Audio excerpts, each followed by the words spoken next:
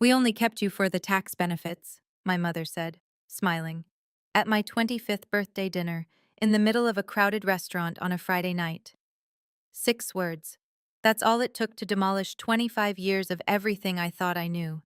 But here's the part my mother didn't know. I had been preparing for this exact moment for 8 months.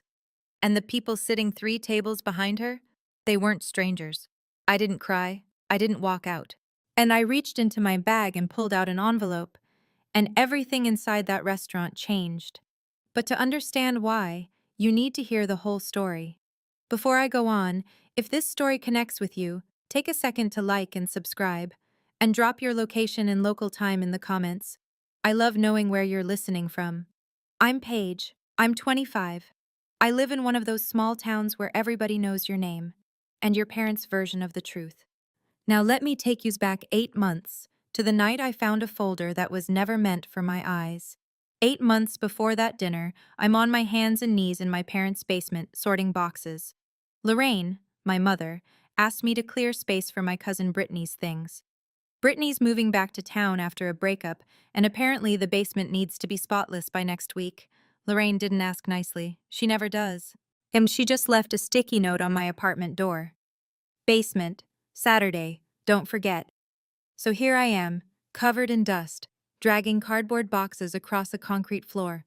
Most of it is old Christmas decorations and Glenn's fishing gear. But tucked behind the water heater, I find a box sealed with packing tape, Lorraine's name written across the top in faded marker. I shouldn't open it. I open it. Inside, a manila folder. And inside that folder, my entire life rearranges itself. An official adoption certificate. A birth certificate I've never seen, the original one, with the name Baby Girl Dunbar typed in the center.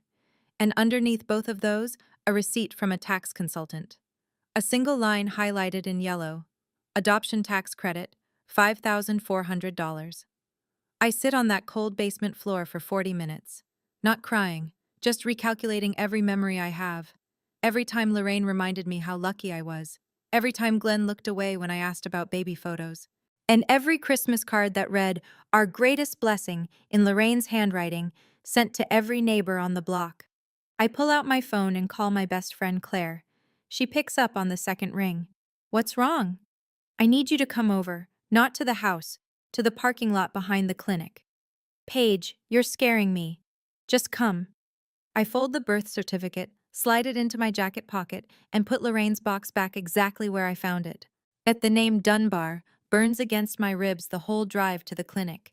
That name would change everything. But not yet. Claire meets me in the gravel lot behind Dr. Weller's vet clinic, still wearing her scrubs from the afternoon shift. She reads the birth certificate under the dome light of her Civic, then reads it again. "Dunbar," she says quietly. "You ever heard that name before?" "Never." She sets the paper down. "Remember the DNA kit I gave you for Christmas?" "I do. An ancestry kit. I'm still in the plastic wrap, shoved in my bathroom drawer. I told her I didn't need it. I told her I already knew who I was. That feels like someone else talking now. "Use it," Claire says. "Tonight." So I do. Cheek swab, registration code, sealed envelope. I drop it in the mailbox outside the post office at 11 p.m. 6 weeks for results. 6 weeks to keep my face normal. And for 6 weeks I watch Lorraine with new eyes. I notice things I always noticed, but never named. At the way she says, "After everything we've done for you," whenever I ask to borrow the truck. The way she tells the neighbors, every single one, how adopting me was the hardest and most selfless decision of my life. But her voice carries pride, not pain. The way Glenn goes quiet whenever Lorraine starts that story, finding something very interesting to look at on his shoes. I keep paying my $400 rent on the converted garage apartment behind their house. And I keep showing up for Sunday dinner. I keep saying thanks, Mom, when she passes the potatoes. Claire asks me once, over coffee at the clinic, "How are you holding up?" "I'm waiting," I tell her. She gives me a look. "For what?" "For proof." What I don't tell Claire yet, what I barely admit to myself, is that I'm also waiting for something worse. I'm waiting to find out why a tax receipt was filed next to my birth certificate like they belonged together. The email arrives on a Tuesday, during my lunch break. I'm sitting in my car in the clinic parking lot, eating a granola bar and scrolling through my phone when the notification slides down. Ancestry. Close family match found. I stop chewing. I tap the link. The screen loads slow, the way everything loads slow in a small town with bad signal. And then there it is. Helen Dunbar. Age 47. Location? Ridgemont, a town 2.5 hours east. Match confidence? 99.7%. Relationship? Parent. As I stare at her profile photo, a woman with short brown hair and a tired smile, standing in front of a garden. She's wearing scrubs. She's a nurse. Community Health Clinic, it says. Married to Tom Dunbar, 49. One son, Cody, age 20. I have a brother. The granola bar sits untouched on the passenger seat for the rest of my lunch hour. I try to write an email 7 times. The first 6 are too long, too desperate, too angry, too careful. The 7th is 3 lines. My name is Paige. I believe you may be my biological mother. I'm not angry. I just want to know. I hit send before I can delete it. 4 hours later, my phone buzzes. 1 line from Helen Dunbar. I have been waiting for this email for 25 years. I read it 3 times. Then I lock my phone, press it against my chest, and sit in the clinic parking lot until the sun drops behind the tree line. For 25 years, I thought the people who raised me were the only family I'd ever have. Now, a woman 2.5 hours away is telling me she's been counting the days since she lost me. But Lorraine Mercer doesn't know any of this. Not yet. For 3 months, I live in 2 worlds. On my days off, I drive 2.5 hours to Ridgemont. The first visit, Helen's hands shake so badly she nearly drops the lasagna dish. Tom shakes my hand at the front door and says, "Welcome home, kid," like he's been rehearsing it all week and still almost can't get it out. Cody, 20, lanky, loud, shows me photos of Helen when she was young. "You've got her chin," he says, grinning. Sorry about that. Helen opens a small jewelry box on the kitchen counter. Inside is a faded hospital wristband, so tiny it wouldn't fit around 2 of my fingers. Baby girl Dunbar. She's kept it for 25 years. I lit a candle every March 15th, she tells me, eyes wet. Every single one. I visit 4 more times over the next 3 months. Each time the drive feels shorter. Add a follow-up. I realize she's never asked a follow-up.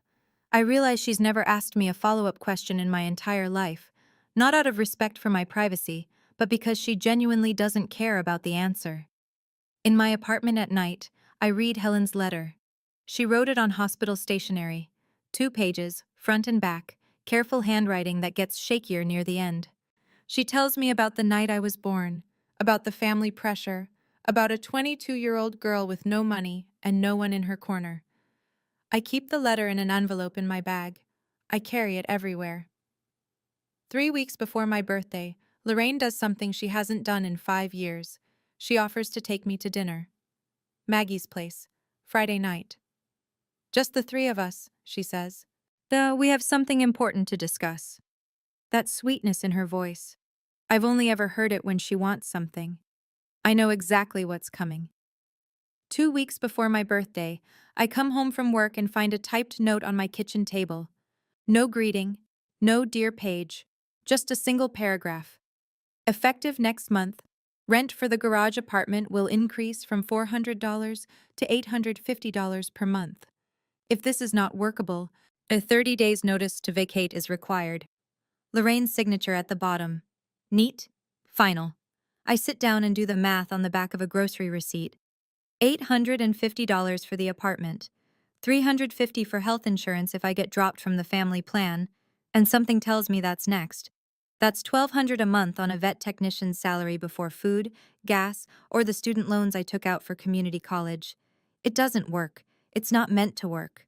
As I walk across the yard to the main house, Glenn is in the kitchen pouring coffee. "Did you see the note?" I ask. He doesn't look up. "Your mother has her reasons, Paige. Brittany needs a place."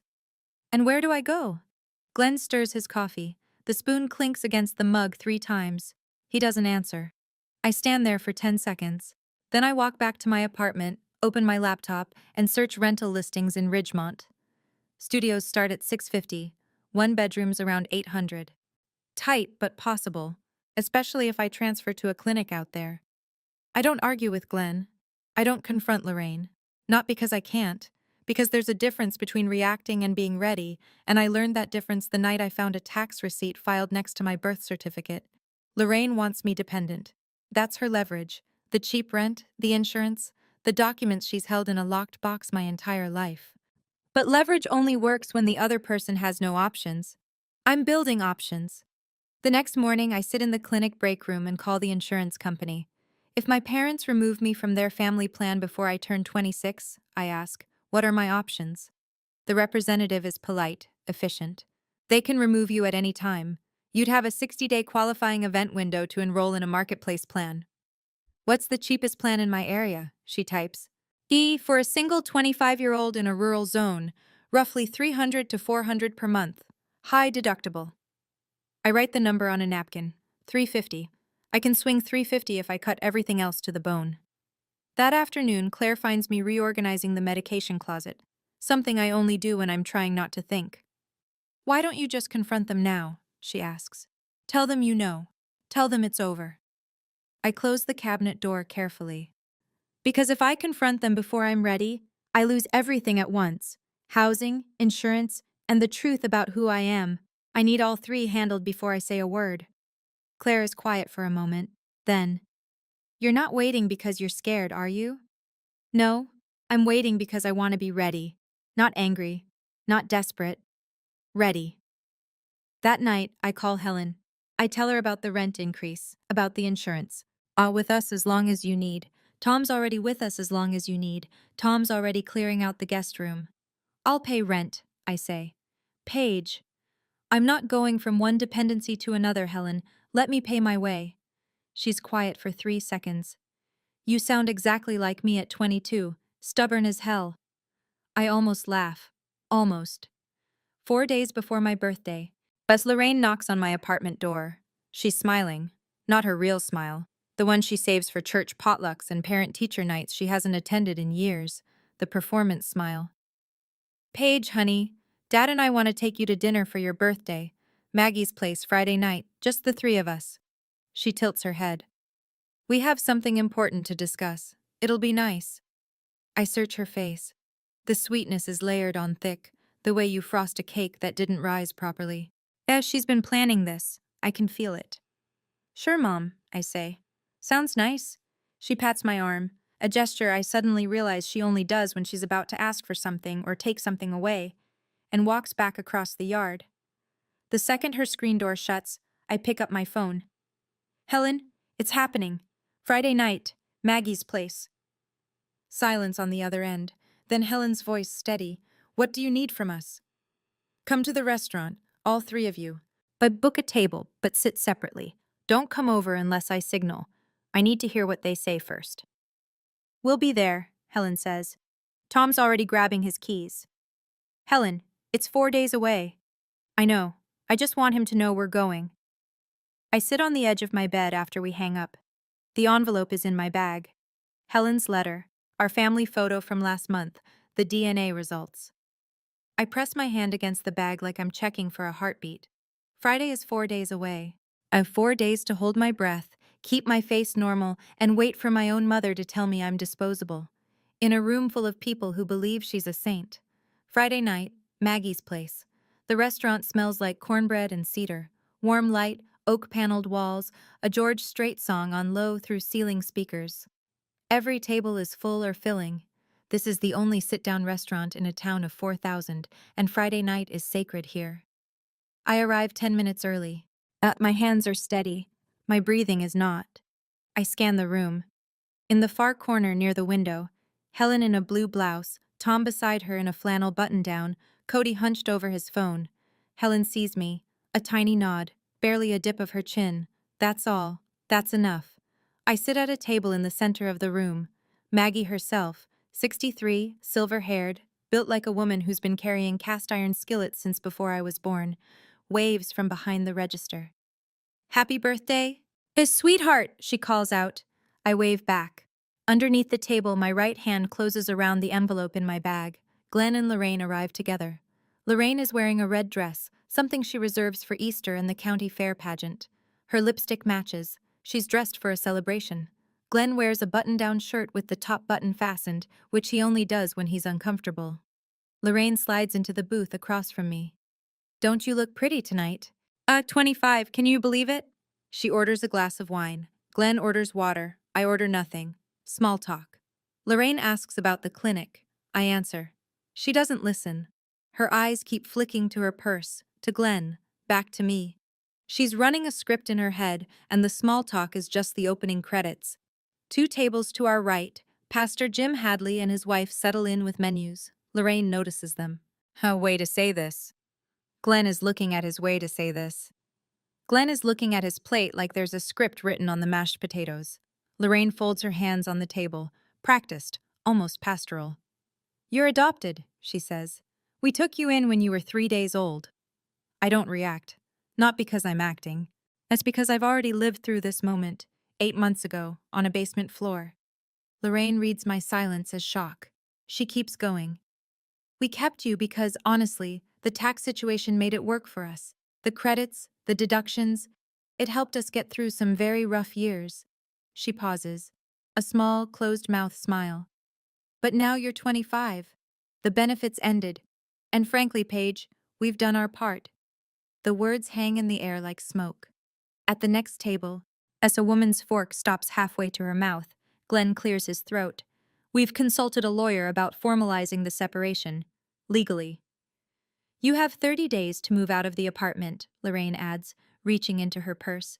She pulls out a folded sheet of paper, the same clinical tone as the rent notice. "Brittany needs it." She slides the paper across the table. I don't look at it.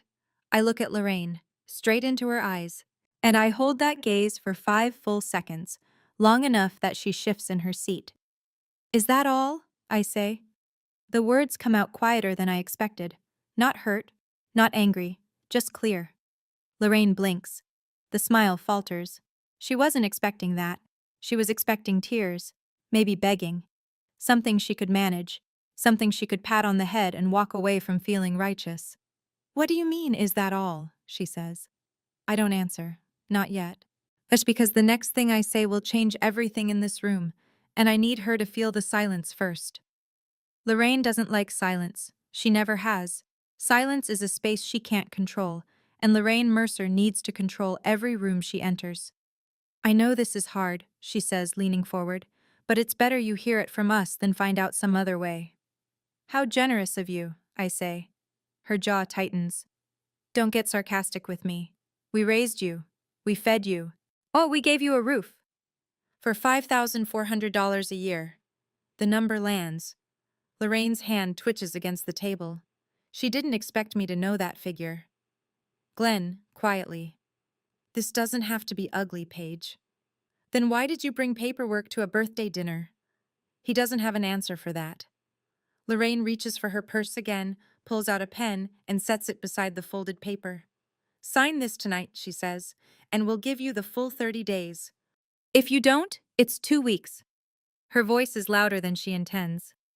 2 tables over, Pastor Jim sets down his fork. At the corner booth, Maggie pauses with a coffee pot in her hand, her eyes moving between Lorraine and me. I look at the pen, then at the paper, then at Lorraine. "I'm not signing anything at a dinner table, Lorraine." The name lands harder than the number did. Not Mom. Lorraine. First time in 25 years. Lorraine's mouth opens. Closes. Her nostrils flare. And for just a moment, the mask comes down completely. Not sadness, not regret. Irritation. Pure, uncut irritation that I am not following the script she wrote for tonight. She was supposed to deliver the news. I was supposed to cry. She was supposed to comfort me just enough to feel noble. I was supposed to sign. I didn't. "Excuse me?" Lorraine's voice drops to a hiss. "I am still your mother." "You just told me you're not." The sentence sits between us like a wall. Then Glenn makes a sound, half cough, half groan, and shifts in his seat. Lorraine's grip on her wine glass tightens until her knuckles go white. "I raised you," she says. "That makes me your mother." "Then why does it feel like a transaction that just expired?" Lorraine's eyes dart around the restaurant. She can feel people watching. This was supposed to be contained, quiet, a tidy little handoff. But I'm not cooperating, and Lorraine Mercer cannot stand a scene she doesn't direct. Fine, she says, and her voice shifts, sharper now, the pretense of gentleness falling away. You want the truth? Your real mother was some girl from Ridgemont who couldn't even take care of. Stop. One word, low, clear. I hold up my hand, palm out, and Lorraine actually stops mid-sentence. Not because she respects me, because the look on my face is something she hasn't seen before, and it unsettles her. You don't get to talk about her, I say. Not tonight. And not ever. Her? Lorraine almost laughs. You don't even know her. I don't answer.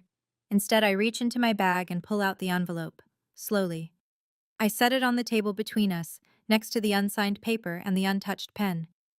Lorraine stares at it, plain white envelope, slightly bent at the corner from months inside my bag.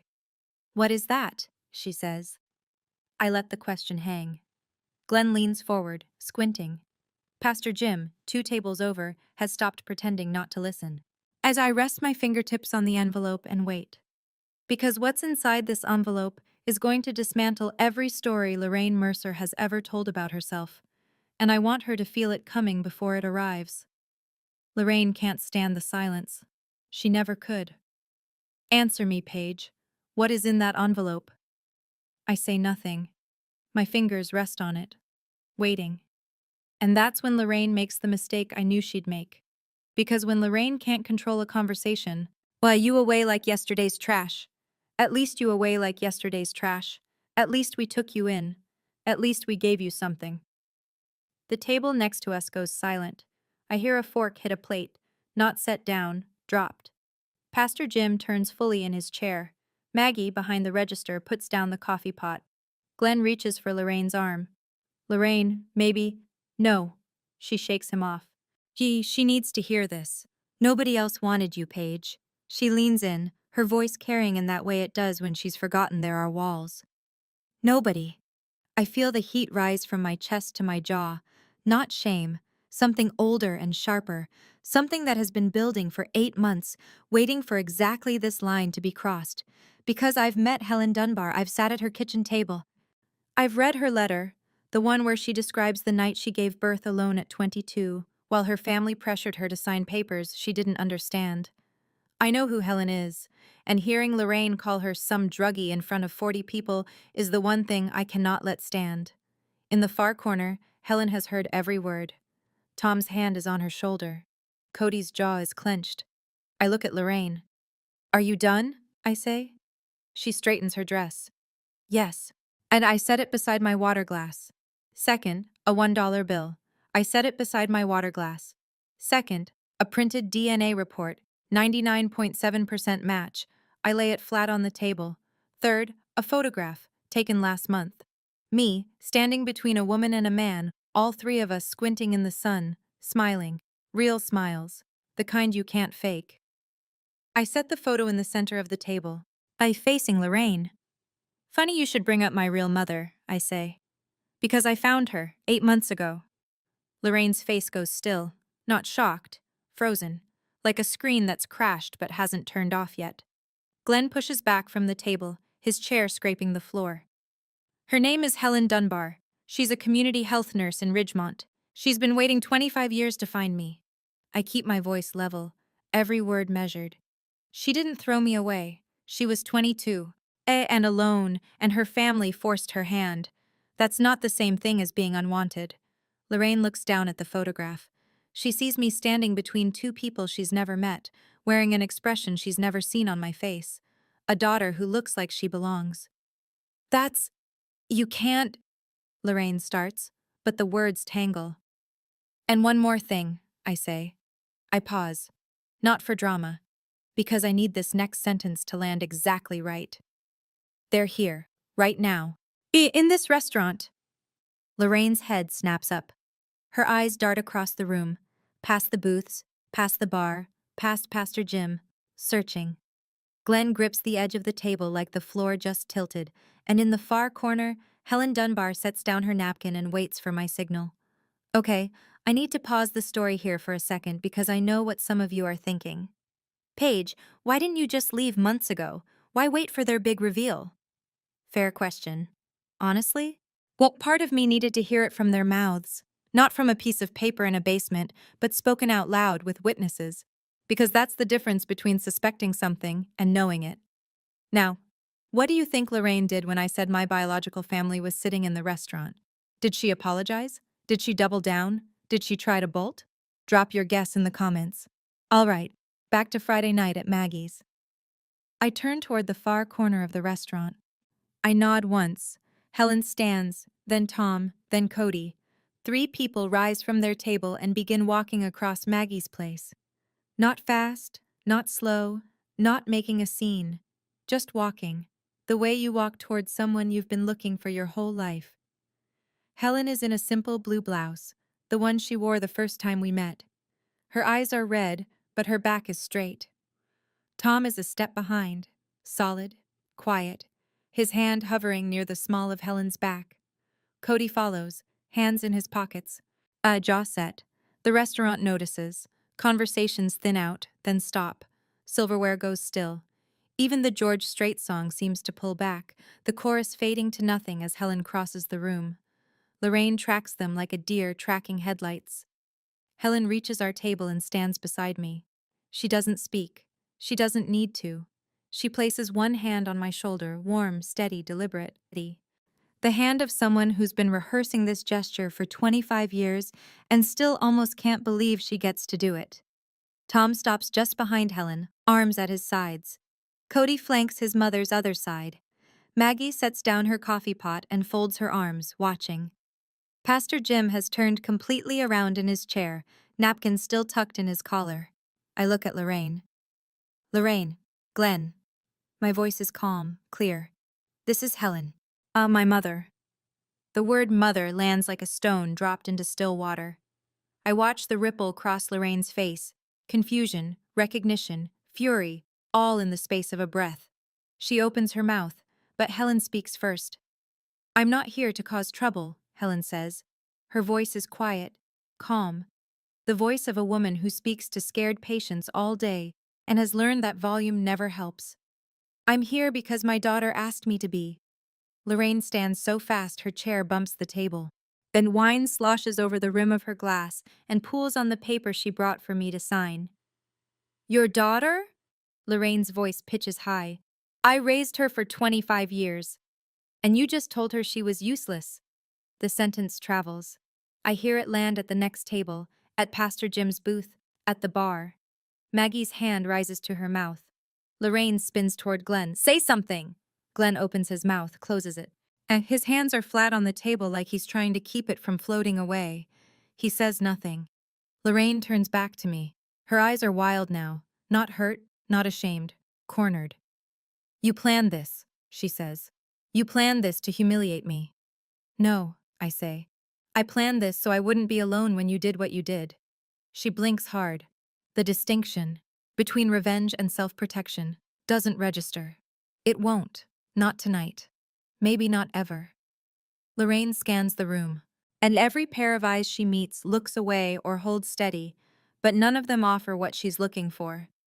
Karen from the post office, the woman Lorraine has told the selfless mother story to 100 times, is sitting 4 tables back with her hand over her mouth.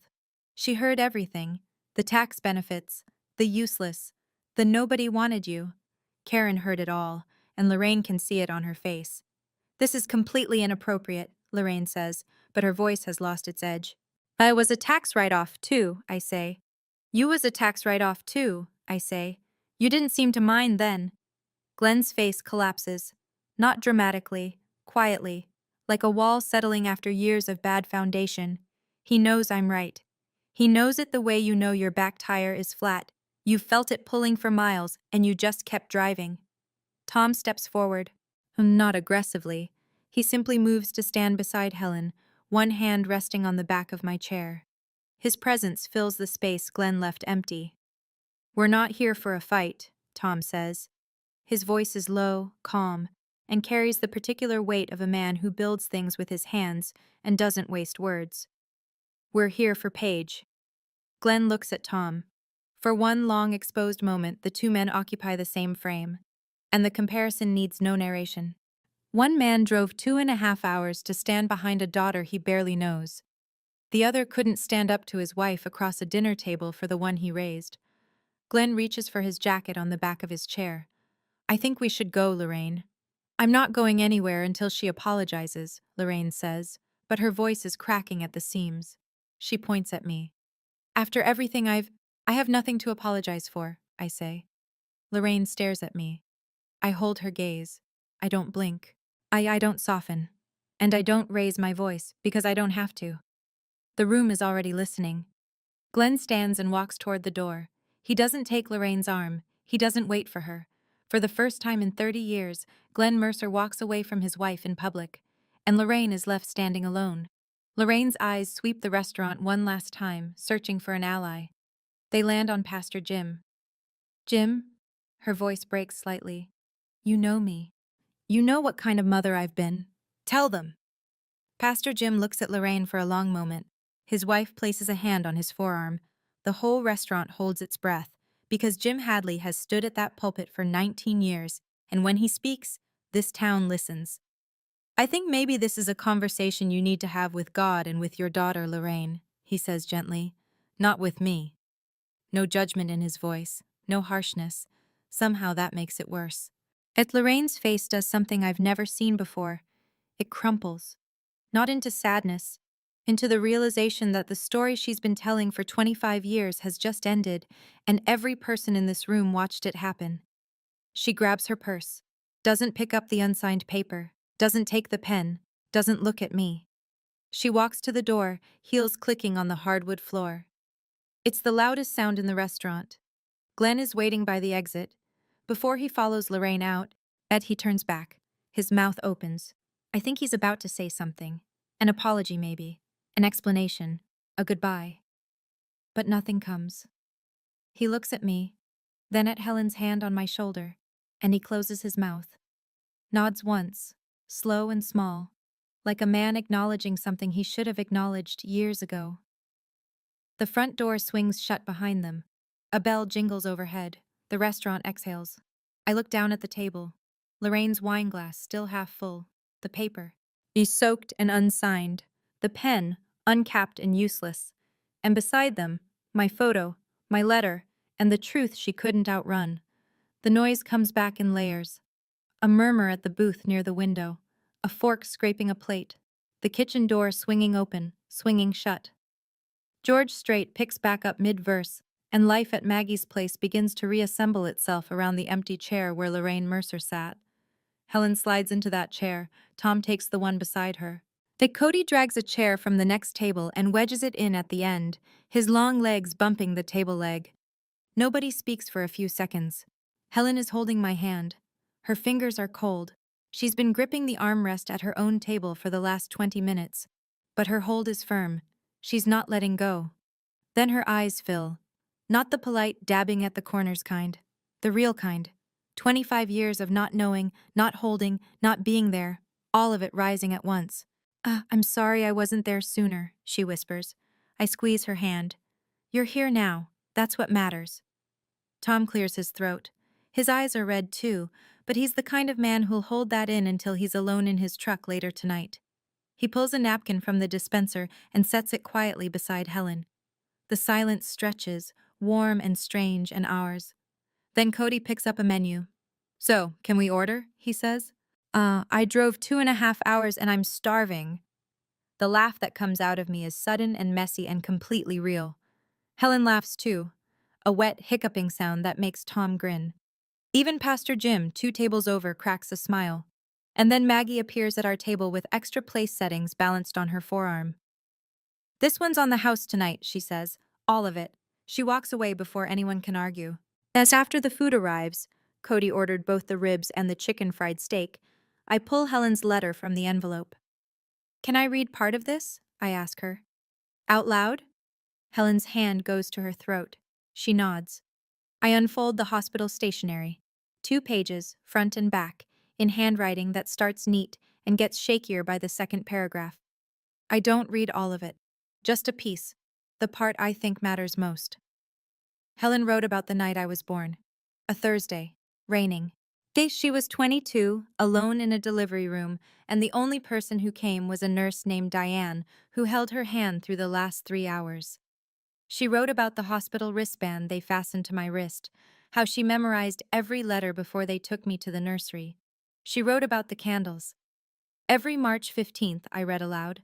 I light a candle and I set it on the kitchen windowsill. Tom knows, Cody knows, they never asked me to explain. I have never missed a year. I fold the letter. The table is quiet. Tom is looking at his plate. Cody is looking at his mother. I don't read the rest, because the rest is between Helen and me. About the family who pressured her. About the papers she signed at 22 without anyone explaining what they meant. About 2 decades of guilt that Helen carried like a second skeleton inside her body. But the restaurant has heard enough. That Karen, Lorraine's coworker from the post office, gets up from her table and walks over. She stands next to me, clutching her napkin. "I'm so sorry, Paige," she says. "I didn't know." I nod. "Thank you, Karen." She goes back to her seat.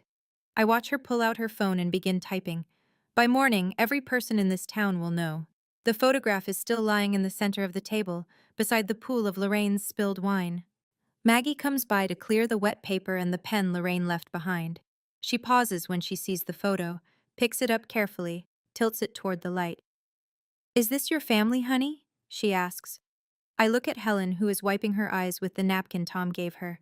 At Tom, who is quietly cutting Cody's chicken fried steak because Cody already destroyed the ribs and is too proud to ask for help. At Cody, who catches me looking and grins with barbecue sauce on his chin. "Yeah," I say. It is." Maggie studies the photo for another moment. "Beautiful family," she says softly, almost to herself. She sets it down gently and moves on to the next table. "I've been in this restaurant 100 times, maybe more. Every visit, Lorraine would make a point of greeting everyone, the hostess, the regulars, the pastor, and somewhere in the hellos, she'd work it in. Paige is so lucky we took her in. Adoption is the greatest thing we ever did. We gave her everything. And every time, I'd smile, nod, play the role of the grateful daughter in Lorraine's one-woman show.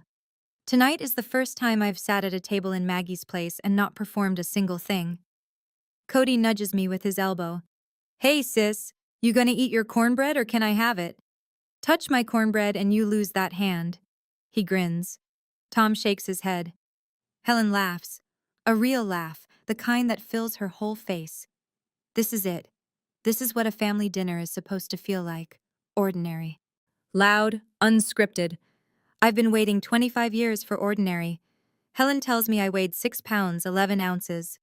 That I had one curl of red hair right on top of my head. Like a little flame, she says. Exactly like Tom when he was a baby. Tom confirms this with a nod and zero additional commentary, which I'm learning is peak Tom Dunbar communication.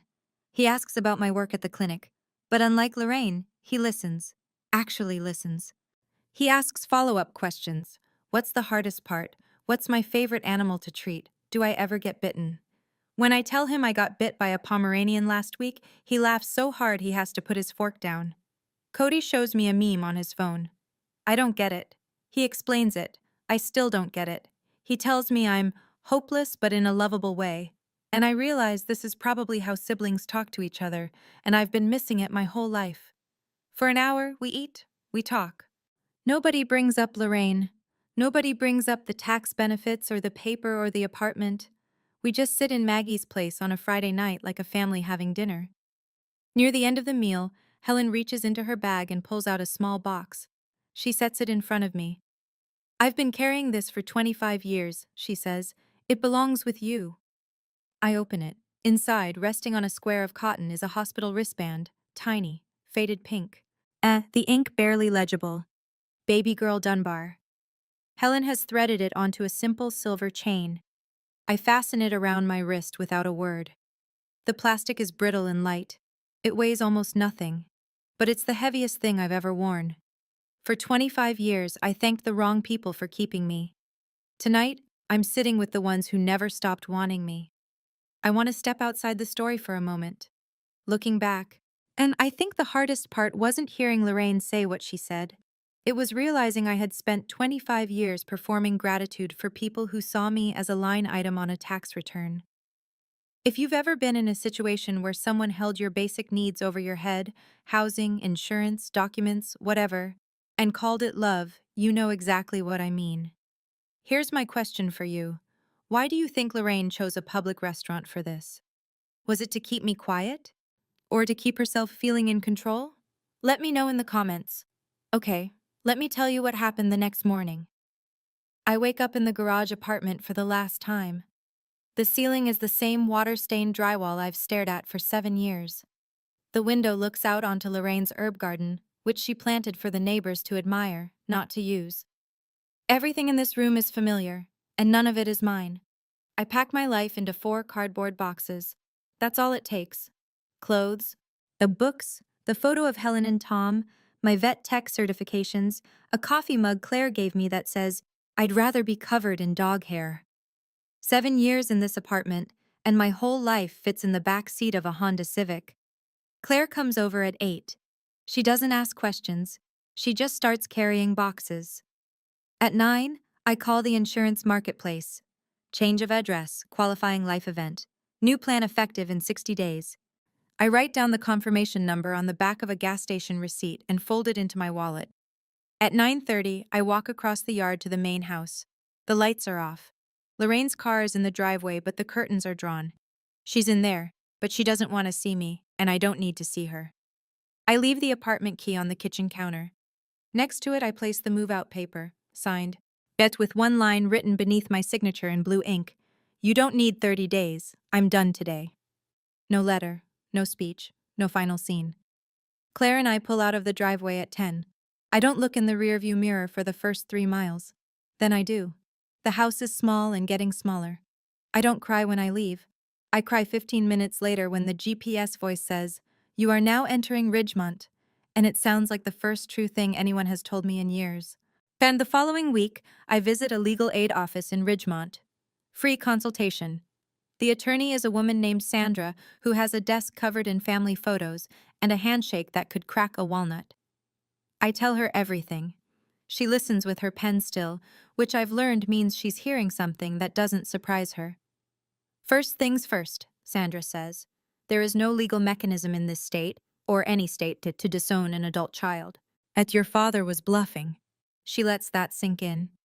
He may have consulted someone, or he may have just said that to scare you.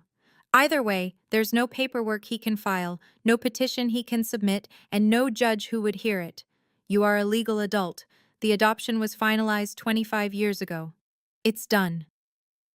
I feel something loosen in my chest, a knot I didn't realize I'd been carrying since the night Glenn said, "We've consulted a lawyer," in that tight, rehearsed voice.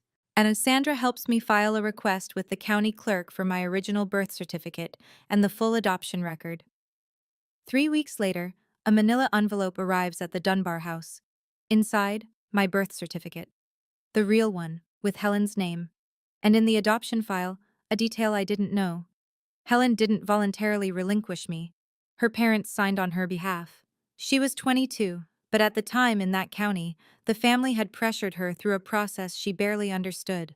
And no one explained her rights. No attorney represented her. Helen was in the kitchen when I read that page. I didn't show her, not yet. Some truths need the right moment. That night, I text Glenn. Just one message. The lawyer confirmed there's no such thing as legally disowning an adult child. You know that. I hope someday you think about why you went along with it. He reads it at 9:47 p.m. He never replies. 1 month out. I'm in the guest room at the Dunbar house, paying $300 a month that Helen refuses to cash. So I leave the checks on the kitchen counter, and eventually Tom slips them into the household jar when Helen isn't looking. We have an unspoken system. The new vet clinic in Ridgemont is smaller. Dr. Patel runs a 2-person operation, her and me, and the waiting room smells like wet golden retriever by 9 a.m. every morning. It's perfect. Cody and I watch movies on Saturday nights. He insists on horror, but I insist on anything else. We compromise on action movies and argue about pizza toppings with the kind of passion that only siblings can generate over pepperoni. Helen teaches me her lasagna recipe on a Sunday afternoon. Midway through layering the noodles, she stops and stares at my hands. You roll your sleeves the same way I do, she says. I look down. She's right. Same fold, same crease, same tuck at the elbow. 25 years apart, and our hands learned the same habit. She doesn't say anything else about it. She doesn't need to. I start looking at apartments in town. One bedrooms, 650 to 800. I can make it work with the new job. 2 months, maybe 3, and I'll have my own place. First time in my life. Truly, completely, only mine. In the evenings, I sit on the Dunbar's back porch. The yard runs into a tree line, and if you're quiet, you can hear the creak behind the oaks. One night, Tom comes out and sits in the chair next to mine. And he doesn't say anything. He sets a mug of coffee on the armrest between us and looks out at the same sky. We sit like that for 10 minutes, silent, comfortable. That's what family sounds like when it's real. Sometimes it doesn't sound like anything at all. In a town of 4,000, news doesn't travel. It migrates. Door to door, pew to pew, aisle to aisle at the grocery store. Karen tells her sister tells the book club tells the PTA. Within 48 hours, and every living room in town has heard some version of what happened at Maggie's place. Sunday morning, Lorraine walks into church. The pews around her usual spot are emptier than normal. Not dramatically, just enough. One family shifted left. Another arrived early and sat further back. Small adjustments, polite distances, the way a small town says we know, without saying a word. Pastor Jim's sermon that morning is about stewardship. He doesn't mention Lorraine by name. He doesn't need to. There's a difference, he says from the pulpit, between raising a child and owning one. Lorraine doesn't come back the following Sunday. On Monday, she posts on Facebook. A single line. Sometimes being a parent means making the hardest decisions for your children's own good. She gets 3 likes, 47 comments, and not the kind she wanted. What decisions, Lorraine? We heard what happened at Maggie's. Is it true about the tax credits? She deletes the post within 2 hours. Claire tells me all of this over the phone, piece by piece, like a weather report from a town I no longer live in. They voted her off the church bazaar committee, Claire says one evening. Who told you? Maggie. She heard it from Jim's wife. I nod, even though Claire can't see me. I don't feel victorious. I don't feel vindicated. I feel something quieter than that, like watching a house you built burn down and realizing it was never structurally sound to begin with. That's not my problem anymore, I say. And I mean it. 3 weeks later, Glenn calls. I almost don't pick up. I'm in the middle of weighing a beagle who will not stop squirming, but something makes me set the dog down and step into the hallway. Paige? His voice sounds like he hasn't slept in a week. I didn't want it to go like that. How did you want it to go, Glenn? Silence. I hear him breathing. You'd understand. We were broke when you'd understand. We were broke when we got you. The credits kept us afloat. And then your mother, Lorraine, she got used to the arrangement. He catches himself on the name. Your mother, Lorraine. Like even he can hear the separation now. The arrangement, I repeat. Is that what you called raising me? I'm not good at this. Paige. I know, I say. You were never good at standing up when it mattered. He's quiet again. I can hear a TV in the background. Some game show. He's alone. I'm not angry, Glenn, I say. And I realize as I say it that it's true. Anger left me somewhere around Ridgemont. What's left is something heavier and quieter. I'm just done. Can we? He stops, doesn't finish the sentence. As I think he was going to say try again, or start over, or some other phrase that sounds hopeful in the mouth and hollow in the ear. Maybe someday, I say. But right now, I need space. And you need to figure out why you let her do what she did for 25 years. I hang up, set the phone on the counter, go back to the beagle. He doesn't call again. But on Tuesday mornings, a 2-word text arrives. Hope you're well. I reply, I am. That's enough, for now. Claire gives me the update in her usual deadpan. Brittany moved out. I'm restocking exam room supplies, counting heartworm pills. Moved out of what? Your apartment, the garage. She lasted 6 weeks. I stopped counting. What happened? She heard the whole story from about 15 different people, told her friends she felt like she was living in someone else's eviction, moved in with a roommate on the other side of town. I think about Brittany, 23, fresh off a breakup, and just looking for a cheap place to crash. She didn't ask for any of this. She was just the excuse Lorraine needed. She texted me, actually, I tell Claire. Brittany texted you? Found me on Facebook, said, "Hey, I'm sorry about what happened. If it helps, I didn't ask for any of this either." What did you say? I know. It's not your fault. Because it isn't. Brittany is a pawn, same as I was. Just a different square on Lorraine's board. Claire is quiet for a moment. And then, so the apartment's empty now. Yeah. Lorraine kicked you out for Brittany. Brittany left. And now the apartment is just sitting there. Yep. That's poetic. That's Lorraine. The irony isn't lost on me. Lorraine dismantled my life, my housing, my insurance, my identity, to make room for a niece who didn't want to stay. She lost her daughter, her community standing, and her church committee seat. And the apartment is empty. The whole thing was for nothing. As Claire also tells me, Lorraine's been avoiding Maggie's place, drives 20 minutes to the next town for groceries, hasn't been seen at the salon or the post office social hour. She's building her own exile, brick by brick. I don't comment. I don't celebrate. I just go back to counting heartworm pills. Some things sort themselves out. 1 year later, March 15th. I'm 26, and for the first time in my life, my birthday dinner doesn't come with a script. At the table at the Dunbar house is set for 5. Helen made lasagna, the same recipe she taught me, except hers is better and probably always will be. Tom grilled steaks on the back porch because you can't have a birthday without something charred. Cody bought a cake from the bakery in town and wrote "Happy Birthday, Sis" on it in frosting that's already starting to slide. Claire drove 2.5 hours to be here. She walks in with a bottle of wine and a card that reads, "Sa," to the only coworker I'd commit a felony for. No envelope on this table, no unsigned papers, no pen, no exit strategy disguised as a celebration. Helen brings out the cake with 26 candles. The kitchen fills with light. "This is the first time I get to do this in person," she says, and her voice catches on the last word. I close my eyes over the candles. I don't make a wish. Everything I need is already sitting at this table, loud, imperfect, and here. I blow them out. Cody claps. Tom reaches over and squeezes my shoulder. Claire raises her wineglass. Helen cries a little, which makes me cry a little, which makes Cody roll his eyes and say, "Here we go," which makes everyone laugh. On my wrist, the hospital bracelet on its silver chain, faded pink plastic, barely legible ink. I wear it every day, not as a reminder of what I lost, as proof of what I found. I have my own apartment now, $650 a month, second floor, with a window that faces the tree line. And I pay every bill myself.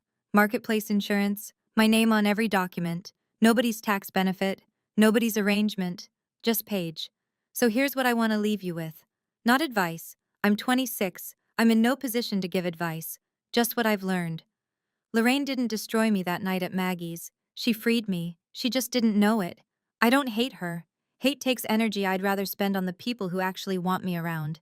And honestly, hating Lorraine would mean she still occupies space in my life, and I've spent 25 years giving her space she didn't earn. Glenn texts me sometimes. Short messages, always on Tuesday mornings. "Hope you're well." I reply, "I am." 2 words, but I mean them. Maybe someday we'll have a longer conversation. Maybe we won't. That door isn't locked. It's just closed. And I get to decide when it opens. Helen and I are still learning each other. She apologizes too much for missing my first word, my first day of school, my first everything. I tell her to stop. She cries. I get awkward. We're both figuring it out. That's okay. Real families aren't perfect. They're present. Tom taught me how to change a tire last month. I'm 26. I should have learned at 16. But the man who was supposed to teach me was too busy not making waves. Cody still sends me memes I don't understand. I pretend to get them. He knows I'm pretending. It's our thing.